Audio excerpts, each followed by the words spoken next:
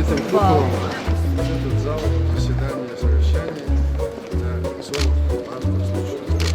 Если хочешь понравиться женщине, Эрике, если она красивая, говори, что ты умная.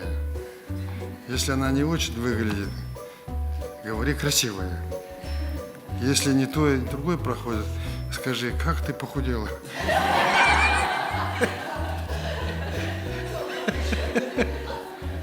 А, правильно? Видишь? Вот я им все время учу и не умеют обращаться. Здесь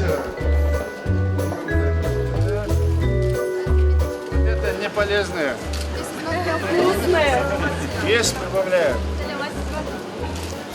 Правда, женщина сейчас вес свой считает это пояс верности.